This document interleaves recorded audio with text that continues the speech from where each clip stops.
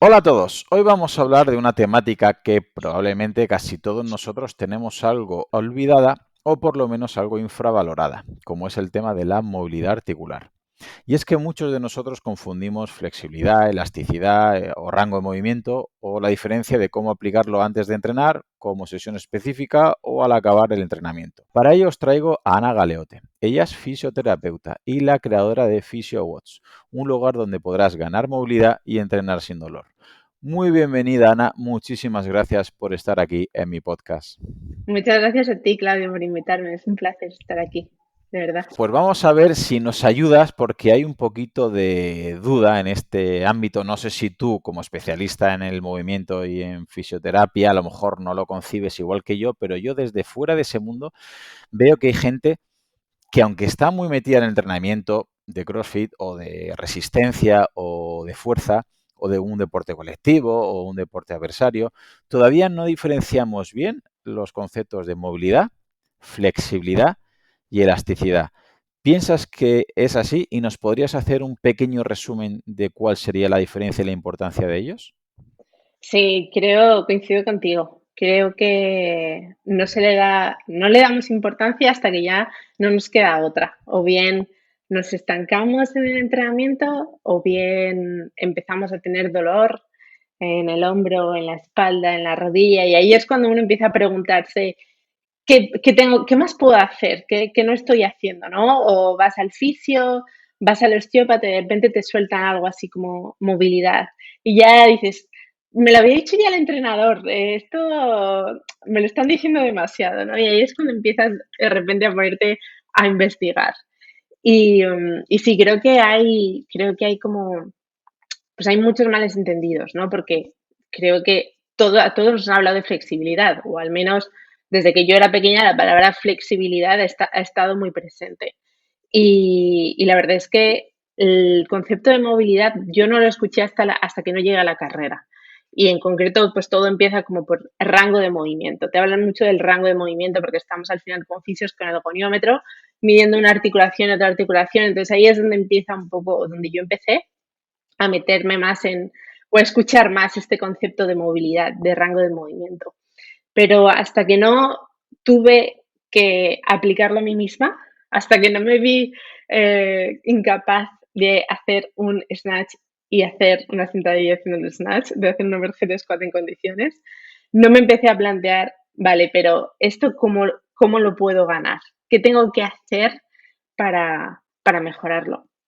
Y desde mi punto de vista, mientras que el concepto de flexibilidad, bueno, elasticidad básicamente quiere decir que un tejido vuelve a su posición, ¿no? Después de ser estirado, cómo es capaz de volver a la posición inicial. Flexibilidad es la capacidad de doblarte sin romperte. Pero, qué es la movilidad, ¿no? Y desde mi punto de vista, la movilidad es mucho más amplio que todo ello. Y no tenemos que quedarnos únicamente en el músculo o en el tejido o en la articulación en sí, sino entender de dónde viene ese movimiento, que viene de nuestro sistema nervioso central, viene de cómo sabe nuestro cuerpo moverse, cómo ha aprendido a moverse. Y una vez que te pones a investigar ahí, ya entiendes cómo la propiocepción es importante. Eres capaz de sentir tu cuerpo, sabe reconocer tu cerebro dónde está tu rodilla, dónde está tu cadera, qué control motor tienes, tienes esa fuerza a final de rango, en qué rangos eres fuerte, tienes esa estabilidad articular. Entonces, para mí el concepto de movilidad incluye mucho más que solamente ese músculo, ¿no? Ese aductor o ese pectoral del que a todos nos han hablado. Incluye mucho más y es más, cuando queremos ganar movilidad, básicamente queremos enseñarle a nuestro cuerpo a moverse de otra manera. Es un trabajo desde mi punto de vista muy neurológico y eso es lo que mucha gente pierde de vista o no ve tanto. Espero haber sido concisa y haberlo explicado bien. Sí, lo has explicado muy bien y has introducido un concepto que a mí me ha cambiado bastante luego la manera de ver todo este trabajo de movilidad. Y es cuando te das cuenta que a lo mejor, corrígeme, es que has comentado el tema del sistema nervioso y el cerebro. Y creo que está completamente involucrado lo que es la movilidad. Y hay gente que no es consciente que si el rango de movimiento en una articulación tu cerebro detecta que es peligroso, que no es una posición segura, no te va a dejar que llegues ahí. Y no es una cuestión de ser más o menos fuerte o de estirar o no estirar una musculatura, es una cuestión de educar un poquito y que tu cerebro, corrígeme si estoy equivocado o estoy lo cierto, que tu cerebro entienda que esa posición es una posición que no es potencialmente lesiva, que es una posición conocida y que te va a dejar entrar en ese ángulo. Hablamos de tobillo, de rodilla, de cadera. Vamos a poner un ejemplo a ver si la audiencia me entiende. Podemos ver a mucha gente en un gimnasio más tradicional, porque si nos vamos a la halterofilia o nos vamos a un box de CrossFit, es más fácil ver sentadillas mejor hechas, pero hay mucha gente que no llega a media sentadilla, no llega a 90 grados de sentadilla y a lo mejor levanta muchos kilos, pero luego es completamente incapaz de romper el paralelo o de hacer una sentadilla profunda. ¿Eso sería cuestión de que no tiene fuerza o sería cuestión de que su cerebro no entiende que es una zona cómoda y bien por rigidez de tobillo, de cadera, de columna, le está limitando y por eso esa persona no puede hacer esa sentadilla en este ejemplo? Pues habría que verlo. Yo a esa persona lo que le haría es obviamente le quitaría la barra de la espalda y le pediría que se ponga de cuclillas, sin ningún peso. A ver, sin un peso, cuál es su rango de movimiento completo a día de hoy. Porque, bueno, pues, y veremos cómo está ese tobillo, cómo está esa rodilla, cómo está esa cadera, pero que haga una sentadilla lo más profunda posible sin peso. Y desde ahí ya empezaría a ver cuál es la diferencia entre que pueda hacer esa sentadilla profunda sin peso o que la haga con peso, ¿no? Porque puede pasar de todo. De hecho, no sé si a ti te habrá pasado alguna vez, a lo mejor que a lo mejor si con un poquito de peso parece que bajas más que si lo haces sin peso. Entonces, y luego sí que es cierto que puede ser que te pongas más peso y no bajes, pero es por el miedo o es porque no eres suficientemente fuerte en ese rango, ¿no? Entonces, habría que verlo, pero sin lugar a dudas, primero le miraría la sentadilla sin ningún tipo de peso. A ver, porque entiendo que si tú haces una sentadilla sin peso, bajas y subes, ese es el rango en el que tú te sientes seguro y en el que te puedes mover, en el que tienes esa movilidad activa para moverte. Cuando te pones un peso encima y bajas más, eres capaz de bajar más. Eso quiere decir que ahí, gracias a esa fuerza externa, te mueves en unos rangos de movilidad que son pasivos. Es un rango al que solamente llegas cuando ese peso te empuja hacia esos grados, pero que tú solo por ti mismo no eres capaz de llegar allí. Entonces eso me está indicando que aunque ese grado existe, porque ese rango existe, tú puedes llegar a él, no lo controlas. Es decir, activamente tú no llegas a ese grado, ese rango final. Y eso me está diciendo que falta fuerza en esos últimos grados de movimiento. Cuando pasa lo contrario, ¿no? Que hace una sentadilla, a lo mejor sí que rompe el paralelo, pero luego se pone el peso en la barra y no baja tanto, a lo mejor me está diciendo pues que no se sienten seguro, que, o sea, a lo mejor son otros tipos de barreras psicológicas o mentales que no le permiten bajar hasta ahí, o simplemente pues que está acostumbrado a ir siempre a más peso, a más peso, a más peso, y lo mismo tiene que hacer más repeticiones, más series a 12 repeticiones con el 50% y trabajar todo ese rango, ¿no? Entonces habría que ver el atleta en cuestión. Sí, imagino que siempre será la respuesta depende, ¿no? Y que cada Sí. atleta es un mundo. Pero sí es que es verdad que sigo viendo que se le da poca importancia a esta movilidad y que a veces no desde fuera es fácil. Ves a un atleta haciendo un gesto y dices, bueno, lleva los hombros a más extensión de hombros, más movilidad de tobillo. Pero incluso a veces el atleta piensa que está haciendo una técnica en concreto y luego cuando se ve en vídeo grabada esa persona dice, ostras, yo juraría que tenía la cadera completamente diferente o tenía mucha más dorsiflexión de tobillo, etcétera. Para llevarlo un poquito a la práctica, una persona que nos esté escuchando que ahora mismo no tenga claro cuál debería ser el calentamiento a realizar y si hay que estirar o no hay que estirar, si hay que hacer movilidad. Hay un protocolo de calentamiento que a mí, por lo menos, de todos los que he visto, me gusta bastante, que es el RAM, ¿no? El de Raise, activar, movilidad y potenciar. No sé cómo lo ves tú, qué consejo nos podrías dar como fisioterapeuta y experta en movimiento a la hora de enfocar un calentamiento antes de una sesión de entrenamiento deportivo. Bueno, yo como te decía antes, Claudio, en el calentamiento me gusta dejárselo a los entrenadores, ¿no? Porque creo que lo que hablábamos antes de ponernos a grabar, depende tanto del deporte, depende tanto si estamos hablando de un deporte de potencia, o si estamos hablando de un deporte más de resistencia, o si estamos hablando más de fuerza. Va a depender mucho de cada atleta. Yo te puedo hablar de lo que hago yo. Perfecto. Y en mi calentamiento siempre empezamos por subir pulsaciones, un calentamiento muy general. Luego ya nos vamos hacia un calentamiento más general, pero del patrón de movimiento de la sesión. Es decir, supongamos que tenemos un entrenamiento de snatch, de squat snatch o de clean, algo de halterofilia, por ejemplo. Empezaríamos simplemente pues con algo de cardio, solamente para calentarnos, para subir pulsaciones. Luego a lo mejor haríamos una segunda parte que sea más del patrón de movimiento en el que voy a hacer ejercicios para extender la cadera, para estabilizar el peso por encima de la barra, para activar la cadena posterior, para activar el abdomen, una buena estabilidad.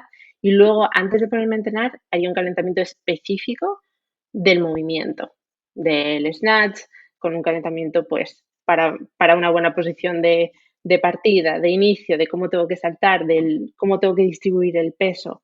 Entonces pasaría como de hacerlo muy general a ir enfocándolo poco a poco hacia ese movimiento en sí. Y en cuanto a cómo meter la movilidad, ¿no? Que también me lo has preguntado, depende mucho. Y esto es, lo siento, pero soy tan de depende. Voy a contestar. Me parece muy bien. Yo soy de los tuyos. Sí, pero depende. Pues depende mucho del objetivo que tenga la persona y obviamente del tiempo del que disponga y de qué esté priorizando. O sea, para mí, a mis pacientes o a mis alumnos les digo, a mí lo único que me importa es que lo hagas. Me da igual si lo haces por la mañana al de despertarte, por la noche antes de dormir, antes de entrenar, después de entrenar. Lo importante es que lo hagas. Porque ya solamente que exista ese estímulo, que tú ese día ya pases 15, 20 minutos pidiéndole al cuerpo un poco más y que consigas ser constante, es lo que te va a dar resultados a largo plazo. Entonces, intento enseñarles mucho, educarles mucho en que los resultados no solo sirven para ese entrenamiento del día, que sí que si haces algo de movilidad antes de entrenar, te vas a mover mejor, lo vas a notar, pero al final es un efecto acumulativo y lo vas a notar de aquí a 6 semanas, a 3 meses, a un año. Entonces, prefiero instaurarles el hecho de simplemente que tengan una rutina, que se ajuste bien en su día a día o en su entrenamiento, que no haya trabas de sentarte a hacer movilidad y eso día tras día es lo que al final les va a dar los resultados. Precisamente eso es una de las cosas que quiero que quede bastante claro, es que hay gente que cree que por hacer movilidad, yo por ejemplo practico triatlón y hace alguien movilidad de cadera, pues no te exagero, 15 segundos antes de empezar a correr y ya están seguros que han hecho movilidad de cadera y que es suficiente para mejorar la movilidad. Yo intento explicarles que incluso ni la persona que hace CrossFit, claro, si tú haces CrossFit siempre haces arrancadas y cargadas, pues si haces un overhead squat, está claro que estás trabajando bastante la movilidad. Pero ¿eso es suficiente para tener una movilidad adecuada? ¿O tendríamos que igual que la persona que le gusta hacer fuerza, igual que entrena en el gimnasio de manera óptima y tiene una periodización, igual que los que hacemos deportes de resistencia, tenemos las sesiones planificadas, ¿deberíamos dedicarle sesiones específicas a la movilidad, aparte del entrenamiento que hagamos, o no haría falta? Pues mira, desde mi punto de vista, sí que existe como unos rangos de movimiento mínimos, bueno, o una capacidad de movimiento, una movilidad mínima que todos deberíamos tener y que es anatómica. Desde mi punto de vista, todos deberíamos ser capaces de estar en una sentadilla profunda. Todos deberíamos ser capaces de tener una flexión de hombro completa, de ser capaces de hacer una extensión torácica. Es decir, hay ciertos rangos que todos deberíamos ser capaces de hacer, porque nuestro cuerpo humano está diseñado para poder moverse así, ¿no? Entonces, al final es como perder las capacidades que como seres humanos tenemos. Y creo que al final es, con el paso de los años, sí o sí, las capacidades las vamos a perder. Entonces, cuanto mejor estemos hoy, mejor estaremos el día de mañana. Luego, por supuesto, hay ciertas necesidades que van a variar en función del deporte que practiques, si quieres enfocarlo mucho a un deporte concreto.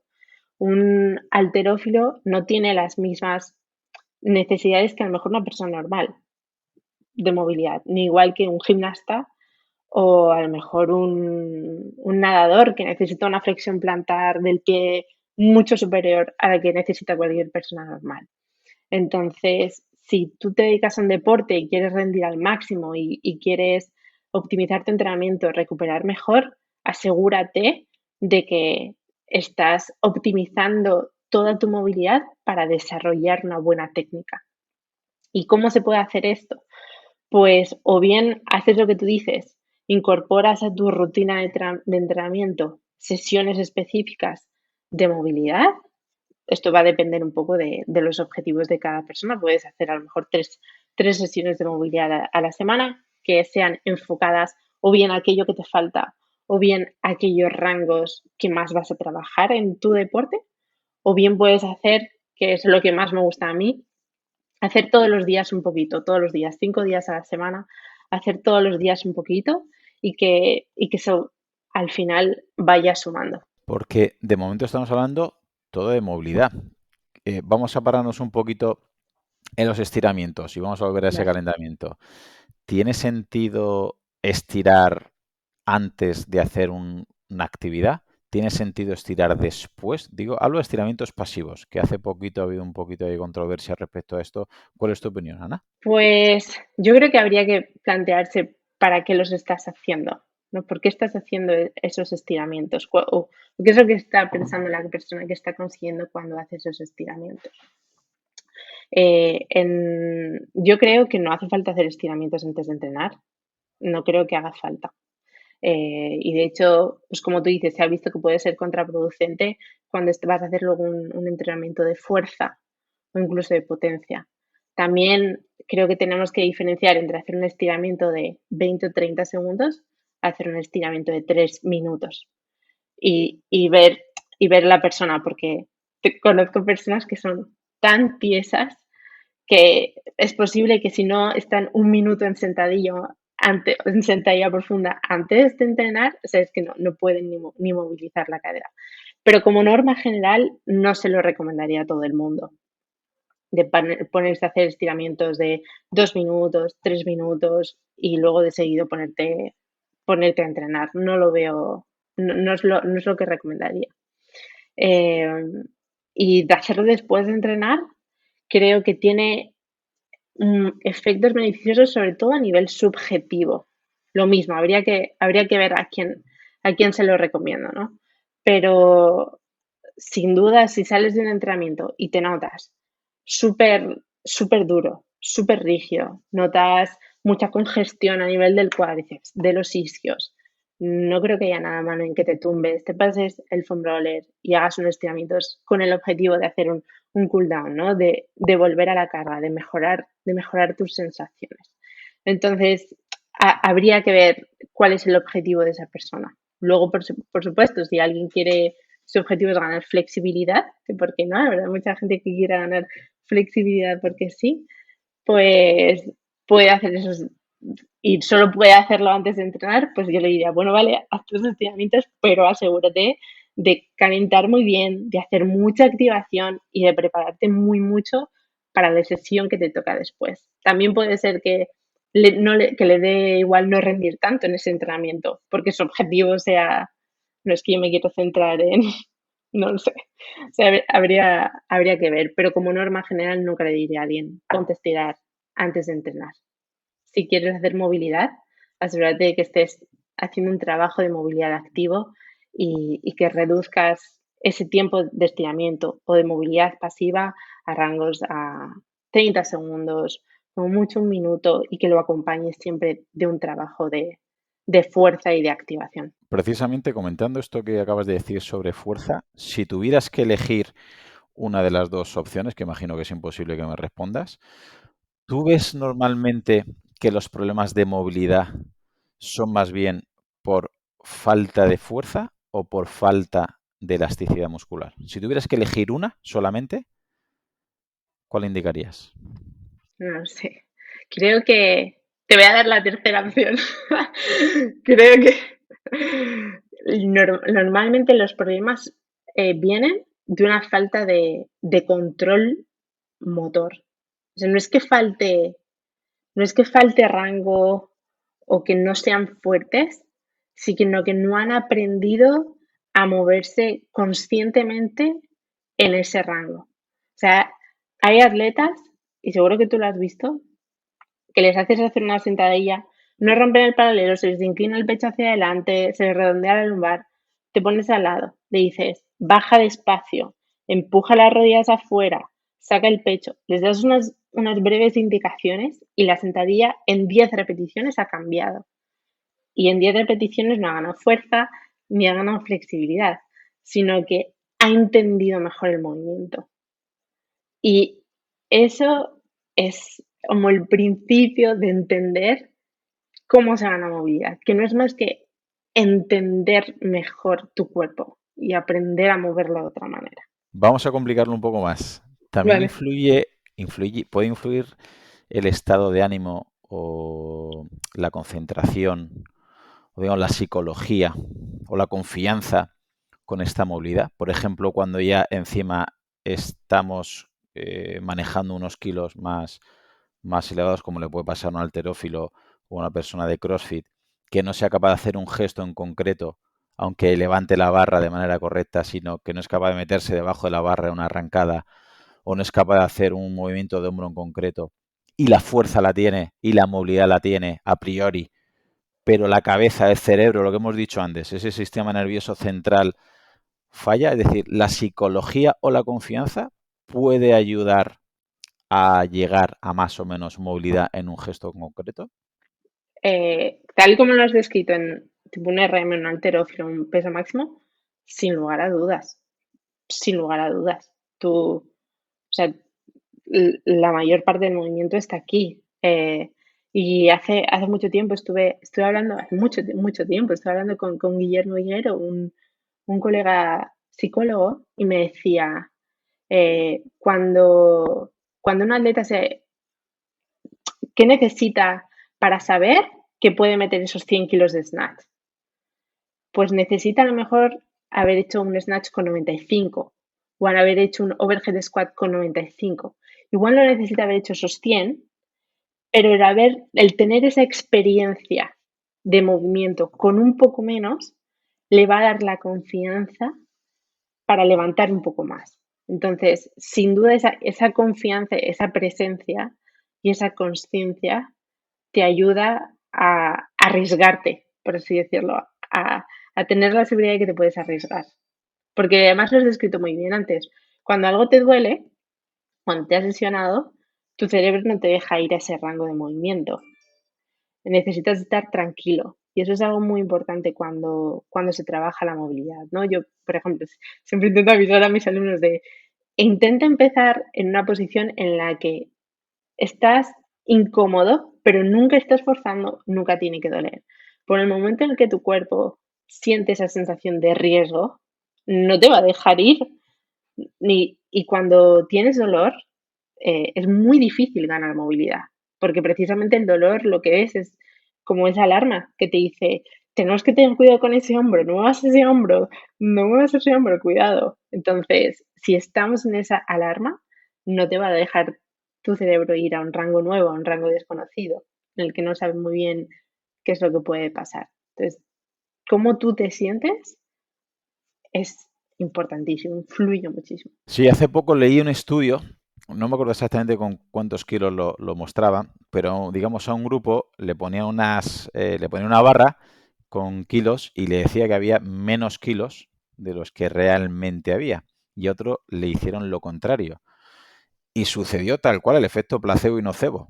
Wow, Los que pensaban que tenían más kilos que los que había en la barra no podían ejecutar el gesto, me juraría que era una cargada, y al revés, los que pensaban que habían menos kilos de los que había en la barra lo hacían. O sea, y era un poquito para demostrar hasta qué punto esa confianza y esa atención y esa psicología puede influir. Obviamente la diferencia era pocos kilos. Una persona que no sí, hace me una vas a levantar arrancada. 20 más.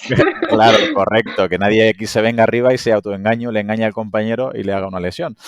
Pero me parece muy interesante de cómo el sistema nervioso y ese cerebro a veces nos hace un freno de mano, obviamente que es para protegernos y que yo creo que se retroalimenta, que es bidireccional, es decir, que una buena movilidad articular va a hacer que tu cerebro, ¿no?, esté más relajado y diga, vale, puedo permitir que bajes tanto en sentadilla, que te metas abajo en la barra en una arrancada o que hagas un gesto de carrera o de pádel o remate de voleibol, siempre y cuando crea que no es lesivo. Pero como crea que es lesivo, ahí o trabajamos esa movilidad específica con entrenamiento guiado por un profesional y con mucha liberación miofascial en su caso, trabajo de fuerza o lo que sea, o me parece que es bastante complicado. Vamos, si te parece, a poner algún ejemplo más en concreto, porque estoy seguro que algún oyente dirá, vale, pero yo tengo un problema de hombro, yo de cadera, o yo de tobillo, o hasta qué punto es importante. Le he estado dando vueltas a ver qué orden le ponía, no sé si te parece bien. Yo desde lo poco que sé, que tiende a cero, me parece más importante empezar desde abajo, porque yo creo que un tobillo con poca movilidad tiene más repercusión, hablando negativamente, ¿no? O sea, es decir, nos influye a peor en muchos más gestos que simplemente tener un hombro con poca movilidad, aunque claro, habría que ver cada gesto motor o cada deporte. Vamos de abajo arriba si te parece bien. Empecemos por el tobillo. Muy bien. Para los oyentes que están ahora mismo escuchando el podcast, ¿qué repercusión puede tener a nivel deportivo tener un tobillo con muy poca dorsiflexión? ¿Y cómo lo podríamos evaluar por si hay alguien que dice, bueno, Ana, Claudio, y yo como yo mi tobillo creo que está bien?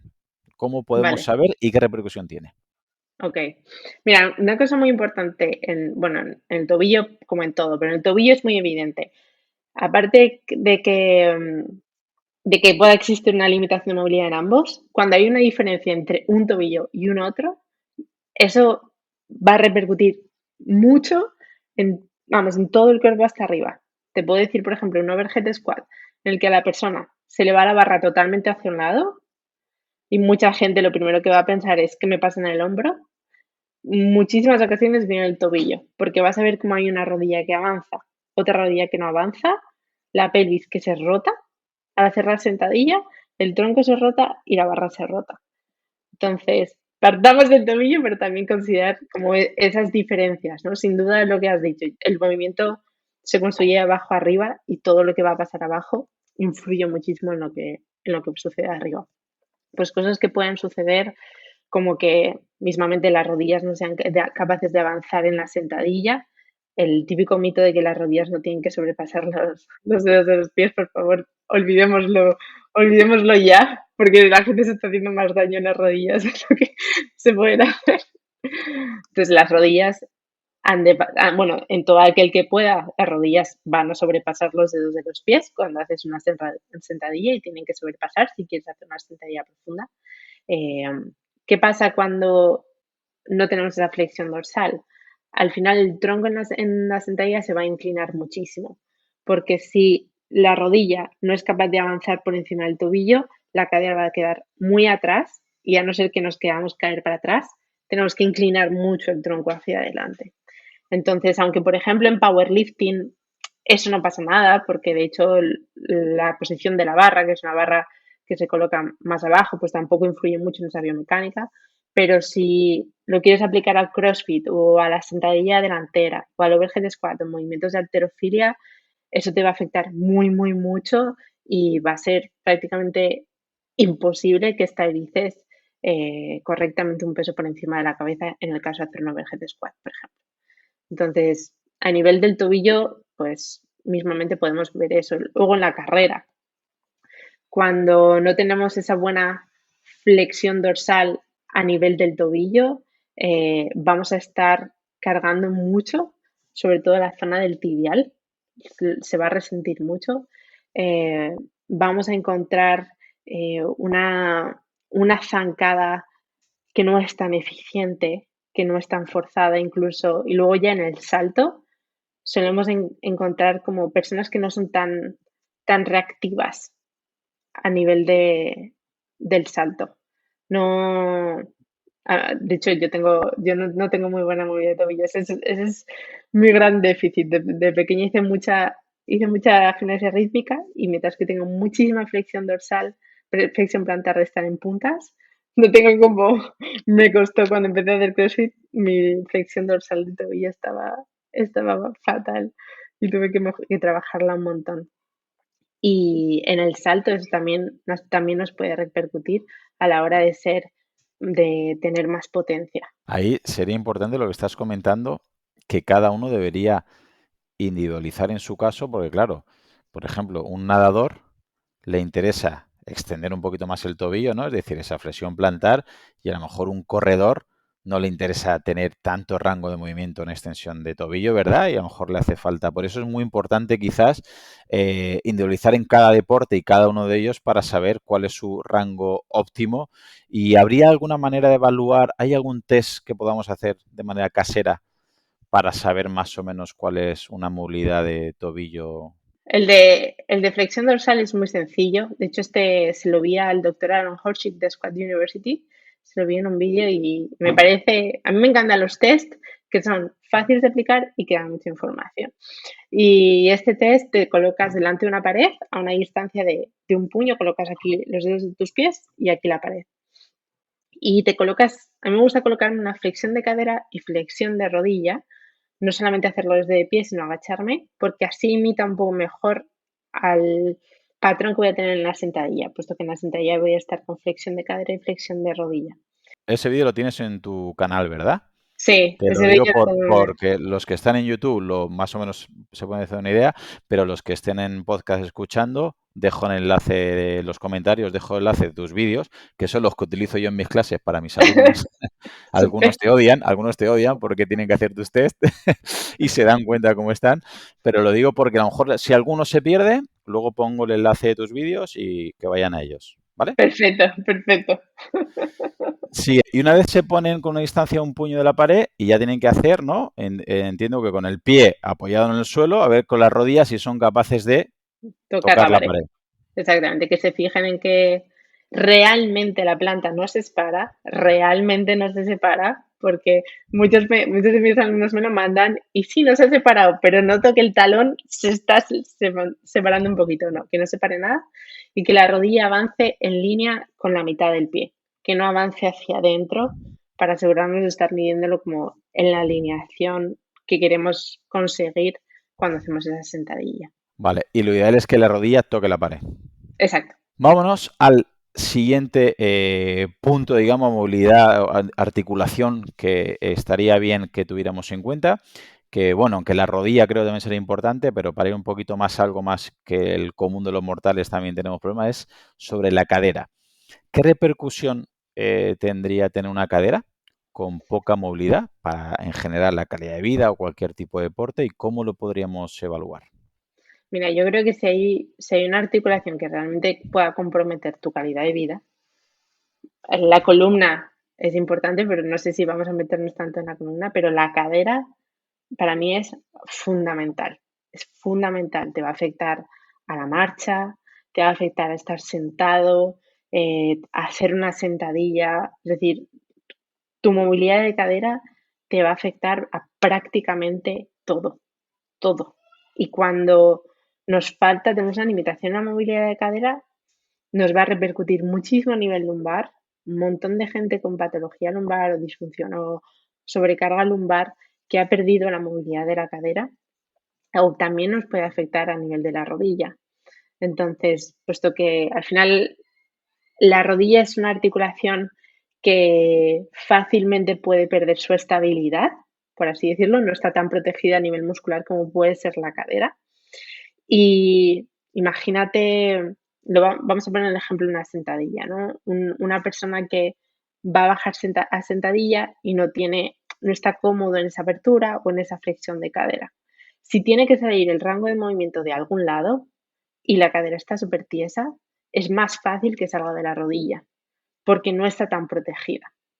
Entonces, al final, puede que encontremos pues que la tibia tiene que rotar demasiado o que todas esas estructuras alrededor de la rodilla se empiezan a sobrecargar porque están protegiendo todos esos deslizamientos, esos movimientos que tiene que hacer la rodilla para poder realizar ese movimiento.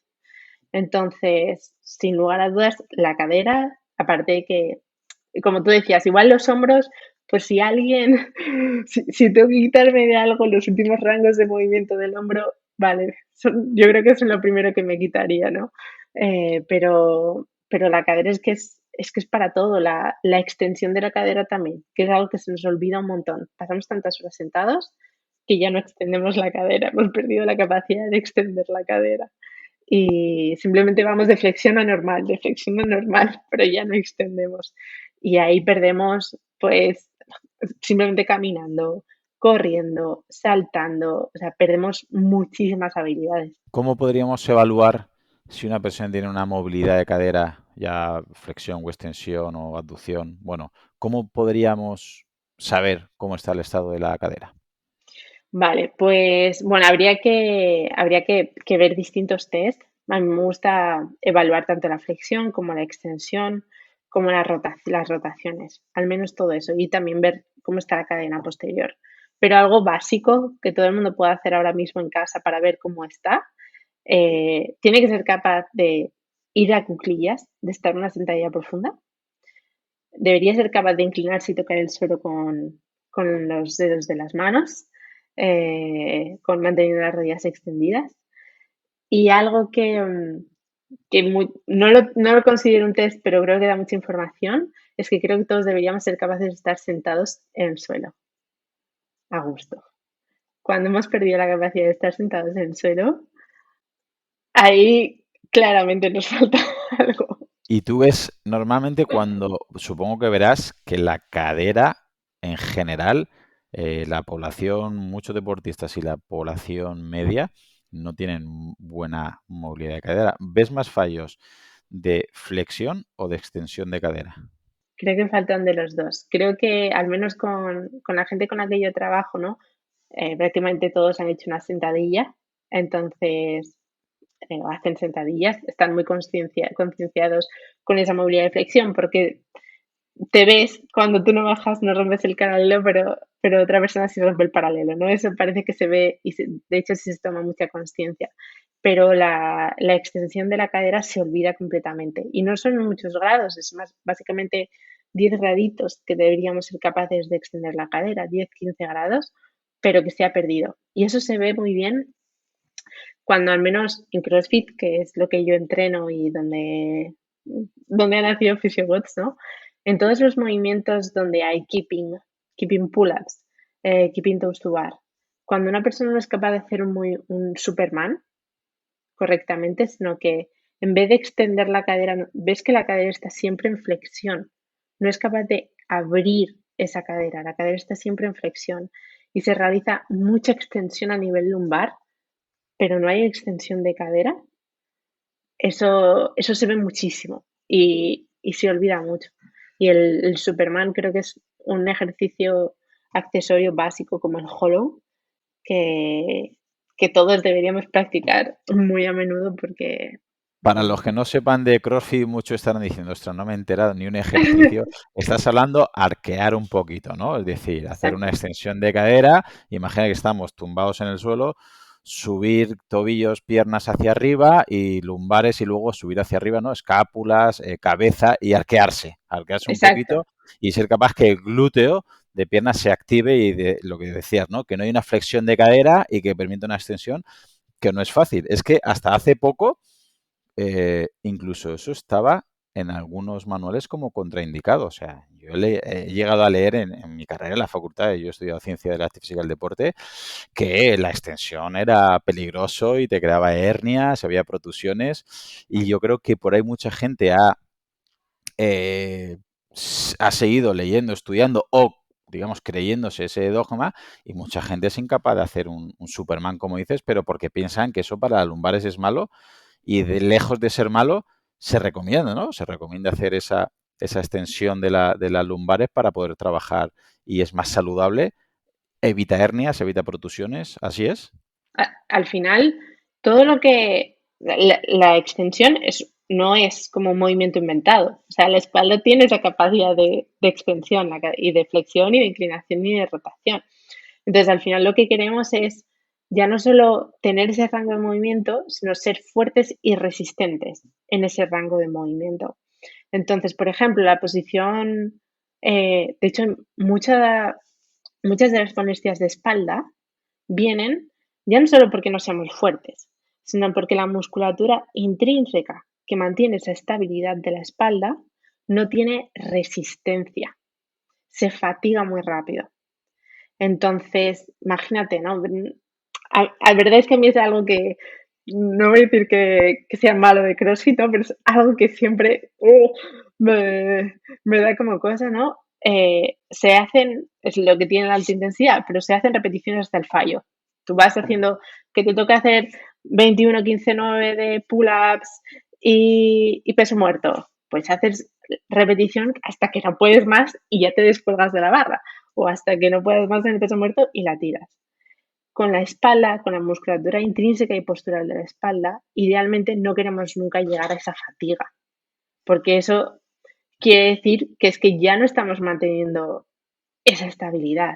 Entonces, aunque me parece muy, o sea, el peso muerto en ningún caso es, o sea, no es un movimiento lesivo, pero hay que ver en qué condiciones se realiza. Y no me gusta o no nunca recomendaría que en un ejercicio en el que está trabajando tanto la espalda se le pida ir hasta el fallo, porque ahí sí es donde ya dejamos de controlar el movimiento. Y el trabajar el Superman, sobre todo en mantenerlo X segundos, nos permite desarrollar esa resistencia y que nuestra musculatura sea capaz de mantener esa extensión durante 10 segundos, 20 segundos, 30 segundos.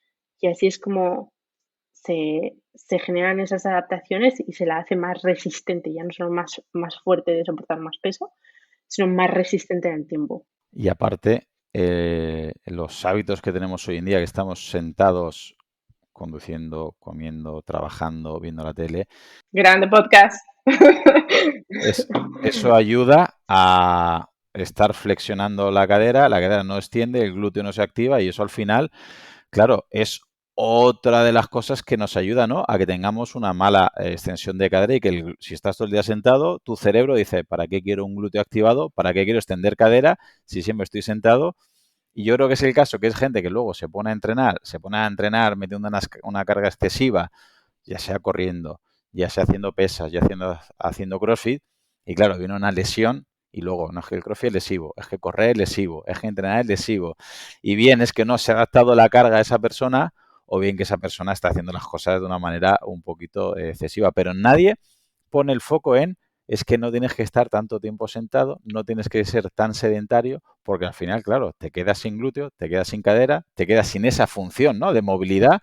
Y claro, cuanto más tarde empieces a realizar eso, más efecto perjudicial tendrás. Pues vamos a pasar al hombro.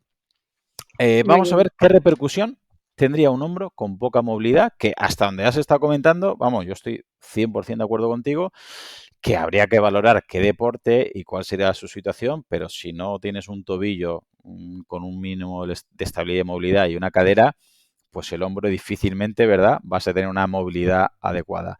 ¿Qué repercusión tiene tener un hombro con poca movilidad y cómo podríamos saber si nuestro hombro va bien o no va bien? Pues mira, el hombro es una articulación que en comparación con la cadera y en comparación con el tobillo es bastante móvil, es decir, no tiene, no, anatómicamente no tiene tanta masa muscular que esté bloqueando su rango de movimiento, ¿no? Por así decirlo. Pero ¿qué es lo que pasa? Que se generan en el momento en el que del hombre me gusta mucho explicar, porque tiene un papel muy importante, el de la cápsula articular. Tanto el hombro como la cadera son en artrosis, ¿no? La superficie del húmero es redondeada y para realizar cualquier movimiento el hombro necesita rotar, tanto si voy a levantar la mano por encima de la cabeza, no es un movimiento lineal, sino que la cabeza de mi húmero rota para poder producir ese movimiento. Cuando muchas veces nos encontramos que cuando hemos perdido movilidad, que eso muchas veces se puede ver, pues si no soy capaz de manteniendo el abdomen activo y la espalda neutra, si no puedo llevar el brazo por encima de la cabeza a la vertical, hay algo que está pasando, ¿no? O si, por ejemplo, eh, me coloco boca abajo para hacer un push-up, como para hacer un push-up, con el pecho pegado al suelo, si no soy capaz de colocar en mis manos y ser capaz de tener una buena extensión de hombro, también me está indicando que ahí me falta movilidad. Ahí he metido los test. Pero, ¿qué pasa? Cuando hemos perdido... Por si hay alguien que se ve un poco, cuando hablas pull-up son dominadas, cuando son push-up Sí, son exacto. flexiones. No es que, tienes el eje de CrossFit, como es lógico, pero claro, la gente que no es de CrossFit dice, ha dicho push-up, ha dicho pull-up. Sigue, sigue. Todos los tests están en mi canal de YouTube para quien lo necesite. Hay vídeos específicos de test de hombro, así que lo podéis Perfecto. ver. Pues cuando hemos perdido esa movilidad de hombro, que también tenemos que ver cómo está la movilidad torácica, porque el hombro y la columna torácica trabajan juntos. ¿Qué es lo que pasa? Que esa cápsula, que es como si dijésemos un calcetín que rodea el músculo, esa cápsula necesita tener cierta amplitud.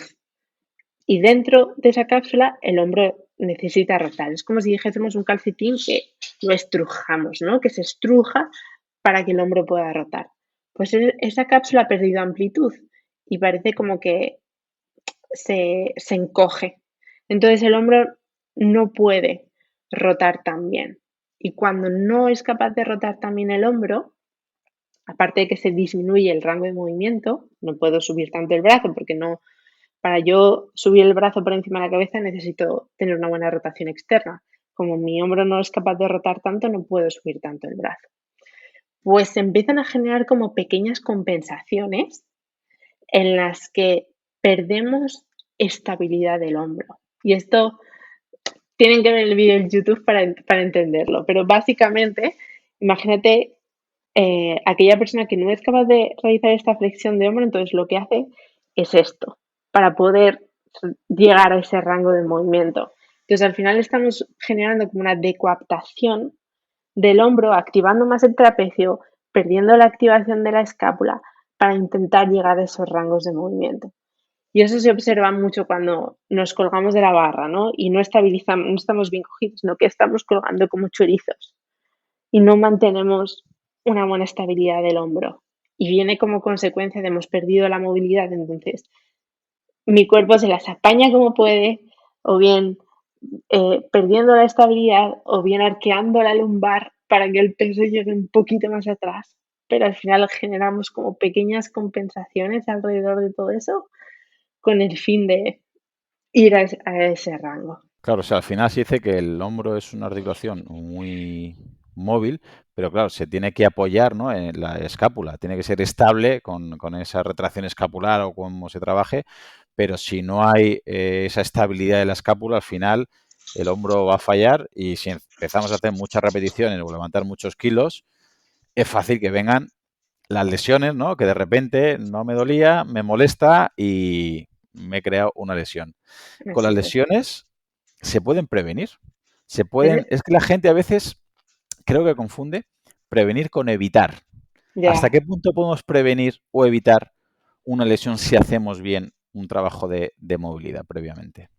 bueno, no podemos prevenir ninguna lesión no podemos prevenir un accidente. O sea, yo entiendo que todos nos vamos a lesionar en algún momento y, coño, por muy bien que hagamos las cosas, si tú estás entrenando y estás intentando ir siempre cada vez lo más lejos posible, es normal que haya sobrecargas, porque no vivimos en un entorno perfecto y además muchas de estas lesiones no solamente vienen por lo que está sucediendo a nivel físico, también tienen que ver con cómo está nuestro estado emocional, qué nos ha pasado, cómo estamos trabajando, qué estrés tenemos, cómo hemos dormido, cómo hemos comido. Me he ido de viaje y he pasado 8 horas sentada en el coche y luego he entrenado y ¡zasca! Se me ha quedado pillada la lumbar. O sea, son muchísimos factores que intervienen en el hecho de que lleguemos a algún tipo de disfunción que decir voy a evitar o te voy a evitar que te lesiones no tiene ningún sentido. O sea, es imposible. Lo que sí podemos hacer es intentar estar en un estado de salud tan óptimo que el día que nos lesionemos nos recuperemos lo antes posible y que esa lesión no sea tan grave. Yo he vivido, además es muy curioso porque le pasó a mi chico que está que ha entrenado mucho y a una amiga, los dos se lesionaron haciendo peso muerto el mismo día. Te puedo decir que mi chico a la semana ya estaba perfecto y mi amiga estuvo 3 meses con dolor lumbar porque acababa de empezar a entrenar. O sea, hay una diferencia entre esas dos personas tremenda. Y, y a mí siempre me gusta pensar a la larga, ¿no? ¿Qué pasa si tienes 60 años y te rompes el tobillo? ¿Qué le pasa a una persona que nunca ha hecho fuerza, que ha perdido la fuerza? O si eres una mujer que tienes, que has pasado la menopausia, que tus huesos están en una peor situación, que has perdido mucha masa muscular, pues no va a ser lo mismo que llegue ese momento que tú tengas ciertas capacidades y a lo mejor sí puedas soportarte en unas muletas, que tengas la capacidad de apoyarte para levantarte o de levantarte del váter apoyándote en la otra pierna, porque tienes suficiente fuerza y masa muscular para levantarte. La independencia que vas a poder mantener y la velocidad a la que te vas a recuperar va a ser muchísimo mayor. Entonces, no veo tanto como hacerlo para prevenir lesiones, sino para estar en el mejor estado de salud posible el día que llegue esa lesión, porque todos nos vamos a lesionar en algún momento. Y si nos lesionamos, ¿hasta qué punto o en qué circunstancias o contextos podrías recomendar que sea más beneficioso el reposo o por otro lado, que sería más beneficioso precisamente el movimiento? Estoy intentando pensar una situación en la que sea más beneficioso el reposo,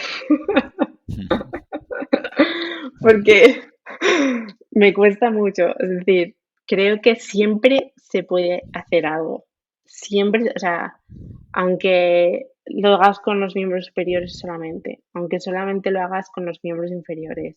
eh, la única manera en la que recomendaría reposo a alguien es porque sienta que psicológicamente, emocionalmente lo necesite. Si tú lo necesitas, tómate el reposo, pero que nadie piense que no puede hacer nada, que queriendo no puede hacer nada, porque siempre se puede hacer algo. Lo mínimo, o sea, siempre puedes hacer algo. He visto a gente entrenando con un solo brazo porque estaban escayolados. Gente pues que estaba escayolada de la pierna se hacía solo miembro superior o lo que podía con el abdomen. O sea, se pueden hacer tantísimas cosas y se pueden escalar todo que me cuesta decirte una situación en la que es mejor que hagas reposo. O sea, el ser humano está hecho para moverse. ¿Cómo se llama? Bernstein, ¿cómo se llaman? Los psicólogos estos tienen un libro. Ah, fuck, no me acuerdo. Luego te mando el libro y lo Vale, pones si no en las notas del episodio. Que vale. contaban cómo el ser humano está hecho para que si tú te rompes un hueso, tú sigas caminando y ese hueso cicatrice mientras tú caminas. No te puedes quedar parado en medio de la montaña a que te coma el león. O sea, estamos hechos para que incluso lesionados sigamos en movimiento y que seamos capaces de rehabilitarnos y de regenerar nuestro cuerpo mientras estamos en movimiento. O sea, el movimiento forma parte de nuestra genética y de quién somos. Completamente de acuerdo. Y por desgracia es una de las grandes peleas que tengo con padres de mis alumnos que siguen prescribiendo algún pediatra, algún médico o ellos mismos reposo infinito absoluto para el alumno completo y le intentas explicar esto precisamente, que obviamente no hay que forzar para que le duela más o para ahondar en la lesión o en el dolor, pero que se pueden hacer muchas otras cosas que además, lejos de ser contraproductivo para él, puede ayudar a regenerar y a volver a esa movilidad. Y para finalizar, te quiero hacer una pregunta que también hay un poquito aquí de dicotomía en este sentido. ¿Hielo después de un entrenamiento o hielo después de una lesión? Vámonos directamente a la lesión. ¿hasta qué punto tú recomiendas como fisio, si alguien mañana, espero que ningún oyente mío se haga un esguince, se hace un esguince, se le pone el tobillo como una bota, ¿hasta qué punto es recomendable aplicar hielo como se ha estado aplicando estos últimos 20 o 30 años como, vamos, como primera medida preventiva? Pues mira, te voy a hablar de las dos versiones que hay, ¿vale? Y luego te digo qué hago yo. Pues por un lado, se sabe que el hielo disminuye el dolor. Y porque al final el hielo lo que hace es disminuir la velocidad de conducción y pues vas a sentir un alivio del dolor. Por otro lado, esa disminución de la velocidad de conducción va a afectar al sistema inmune que está yendo a la lesión a solucionarlo con inflamación. Entonces, ¿qué pasa? Que si colocas ese hielo, estás retrasando la acción de tu sistema inmune. Entonces, ¿qué hacemos? ¿Priorizamos la analgesia o priorizamos que tu sistema inmune actúe? Eh, yo, en mí misma, priorizo que mi sistema inmune actúe. Yo aguanto el dolor, no me importa y lo voy a priorizar. Pero si mi suegra me dice mañana que tiene 70 años que se ha caído y tiene el tobillo hinchado y le molesta mucho y no se puede levantar, le digo, ponte hielo, te lo pones 15 minutos y ya está. Entonces, depende. Depende a quién se lo esté recomendando. Si es un deportista igual que yo, le digo, no te pongas hielo, porque además normalmente tenemos el umbral del dolor bastante alto, estamos acostumbrados, lo soportamos bien. Si puedes evitarlo, no te lo pongas. Pero si estoy hablando con otra persona que no aguanta el dolor igual, que le afecta mucho y que le afecta a su vida diaria, pues a lo mejor ese alivio del dolor en ese momento es más importante, no lo sé. Entiendo que tomar un antiinflamatorio sería exactamente lo mismo. Exacto, Sería mejor en el aspecto del dolor, pero peor en el sentido de el trabajo de tu propio sistema fisiológico para que esa lesión no vaya más y que aparte favorezca el riego sanguíneo, sistema inmune, etcétera. exactamente, exactamente. Muy bien, pues hasta aquí la entrevista de hoy. Muchísimas gracias, Ana. Es un placer que hayas estado aquí con nosotros explicándonos un poquito el ABC de la movilidad. Y Un por placer. si alguien no te sigue, ¿dónde podríamos ver tus vídeos, tus divulgaciones? ¿Dónde te podemos encontrar, Ana? Pues en YouTube, el canal se llama PhysioWatch, también en Instagram, también tenemos un TikTok ahora, o sea que también hay TikTok. También en la página web hay un blog donde también vamos subiendo artículos sobre todos los vídeos que subimos en YouTube y ahí estamos, en todos esos canales. Perfecto, pues espero que la audiencia, si hay alguien que no te conociera, pues que ya te conozca, que te siga, porque la verdad es que recomiendo con bastante énfasis tus vídeos. Repito, con los peques que les doy clase hacemos tus test de movilidad y con los mayores directamente ya como mucho está entrenando y veo que tienen muchas deficiencias de movilidad de hombro, de cadera, directamente les paso les facilito tus vídeos porque digo, mira, voy a tardar menos poniéndote este vídeo que explicándotelo. Qué Así bueno, muchas que gracias. te mando un fuerte abrazo y muchas gracias, Ana, por pasarte por Otro aquí. para ti, Claudio, muchísimas gracias.